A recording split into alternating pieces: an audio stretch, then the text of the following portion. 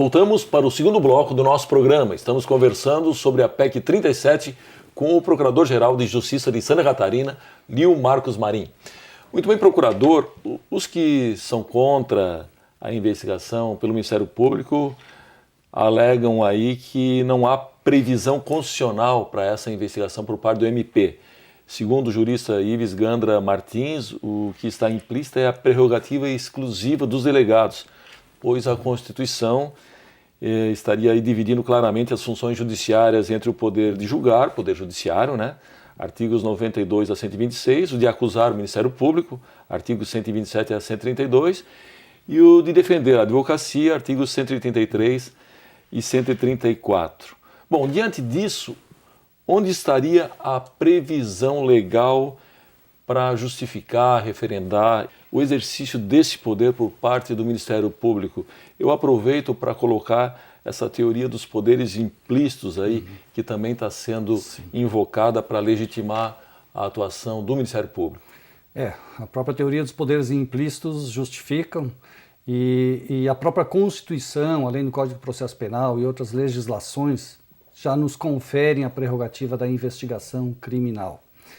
A Constituição, lá no artigo 127, no artigo 129, ele estabelece que cabe ao Ministério Público a titularidade da ação penal. E aí nós entramos na teoria dos poderes implícitos. E se ela estabelece que ao membro do Ministério Público cabe oferecer a denúncia, promover a ação penal, que é o mais, ela tem que dar os meios para que isso se concretize. Então, para isso, ela permite que o Ministério Público complemente, busque as provas para legitimar, para autorizar o oferecimento da denúncia. Ela estabelece: membro do Ministério Público, você é o encarregado perante o Poder Judiciário de fazer o oferecimento da denúncia e provar aquilo que você está dizendo que é um crime. Então, para isso, ela automaticamente, implicitamente, nos dá os demais meios para que nós consigamos fazer isso. E a interpretação do Ives Gandra Martins, grande doutrinador nacional, ela, a nosso ver, é errônea. E o próprio Supremo Tribunal Federal, o Superior Tribunal de Justiça e vários tribunais de justiça do Brasil afora já declararam isso, que são os que efetivamente fazem, no caso do Supremo, por exemplo, a leitura, a avaliação e dizem o que é constitucional ou não. Eles já disseram que a investigação pelo Ministério Público é legítima, é possível e é legal. Então, essa teoria de que cabe a um investigar, cabe a outro acusar, cabe a outro julgar, ela é relativa.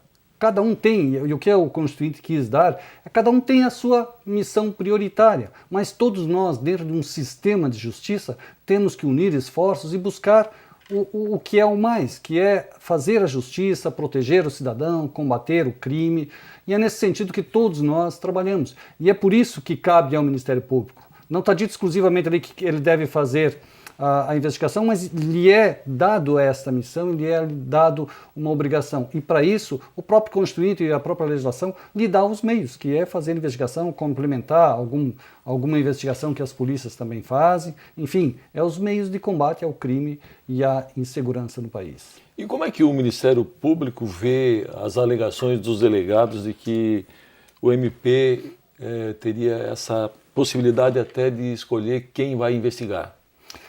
Isso não somos só nós que fazemos, todos fazem, os delegados fazem, a polícia faz e tem que fazer. O próprio Ministério da Justiça tem um levantamento lá que demonstra que o número de denúncias de boletins de ocorrência são muito superiores ao número de inquéritos policiais, ao número de ações penais. Por quê? Nem a polícia, nem nós, nem os demais órgãos que de uma forma ou de outra investigam e combatem também o crime, conseguem enfrentar a todos. Por isso nós temos que eleger prioridades. O que é mais importante, o que é mais maléfico à sociedade, o que causa mais insegurança. E é nessas áreas que nós temos que focar a nossa atenção, que nós temos que atuar, o que traz o melhor benefício social. Nós fazemos isso e, como eu disse, o Ministério Público não quer a exclusividade da investigação penal e não quer tomar as vezes da polícia.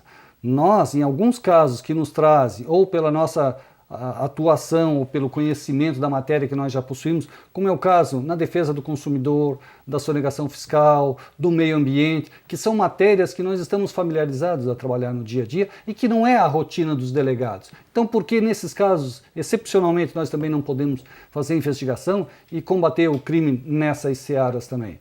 As polícias têm uma demanda, elas não conseguem os índices de elucidação, por exemplo, dos casos de homicídio, que é o crime mais grave que nós temos na nossa sociedade, que é a perda da vida, o maior bem que nós temos. Os índices de apuração, de elucidação desses crimes, que isso é a atuação primordial das polícias, ela está em valores e indicadores muito baixos, de 5% a 8% apenas dos homicídios são elucidados. Se comparado isso com outros países, que chegam a 70%, 80%, 90%, então para ver como a investigação no Brasil ainda é deficitária. E aí sim, se nós temos esses indicadores, colocar exclusividade na investigação para apenas esse órgão que hoje não está conseguindo, não é de mérito aos policiais e aos delegados. Nós reconhecemos o valor, o trabalho e a dedicação deles. É toda uma questão estrutural da qual eles fazem parte, da qual nós fazemos parte. Mas a realidade brasileira é: os crimes não estão sendo devidamente apurados. E por isso nós temos que priorizar. E por isso nós não podemos deixar que só um investigue. E assim como nós, a própria polícia, ela privilegia, ela seleciona e ela vê o que é mais grave e investiga. Infelizmente, não é toda denúncia que chega lá que a gente consegue apurar. O senhor mencionou no primeiro bloco, a presidente Dilma, ela sancionou recentemente a Lei 12.830, aí de junho de 2013. Sim. A nova legislação, ela traz inovações quanto às investigações conduzidas pelos delegados, dizendo tratar-se de, abre aspas, funções jurídicas essenciais e exclusivas de Estado, fecha aspas, incluindo que cabe ao delegado a condução de um inquérito. Essa lei interfere de alguma forma na atuação do Ministério Público? Ela interferiria se não tivesse havido veto ao parágrafo 3º do artigo 2º, se não me engano, que dava independência total ao delegado. E aí sim, o promotor não poderia requisitar, por exemplo, a investigação de algum fato, a complementação de alguma prova, porque o delegado poderia dizer: não, eu tenho aqui a minha independência constitucional garantida, eu entendo que isso não é crime, ou que isso não precisa investigar. Isso foi vetado pela presidência, então a lei como está, ela não causa problema à atuação do Ministério Público. E a lei, como eu disse no começo, ela é importante, nós temos que fortalecer a atividade policial também. E ela trouxe algumas garantias, porque a polícia, e isso também é um fato importante que a sociedade tem que saber, as polícias não têm algumas garantias que o Ministério Público e o Poder Judiciário têm. Inamovibilidade, irredutibilidade de vencimento, independência funcional. Por isso elas ficam sujeitas a algumas ingerências políticas, que fica vinculado inclusive ao Executivo e alguns outros órgãos. E nós ficamos imunes a isso, a princípio, porque nós temos essas garantias. Enquanto não sejam concedidas essas garantias também aos delegados, digamos assim, eles ficam sujeitos a serem removidos das suas localidades, a terem os inquéritos ou as suas investigações patrulhadas, o que não acontece conosco. Essa lei ela trouxe algumas vantagens para a sociedade, ela traz garantias aos delegados, mas essa garantia não é só ao delegado, é justamente para que ele possa fazer um bom trabalho que traz benefícios ao cidadão. E ela trouxe algumas garantias que, para se avocar um inquérito, para se movimentar um delegado, vai ter que ser fundamentado, justificado. Então, para nós, a nosso ver, essa legislação ela é positiva, ela ajuda ao sistema investigatório, ela ajuda ao sistema judicial como um todo. Então, como está a lei hoje, nós não vemos problema nenhum, ao contrário, é um ganho para toda a sociedade. Muito bem, procurador, está na hora do nosso próximo intervalo, nós voltamos no minuto.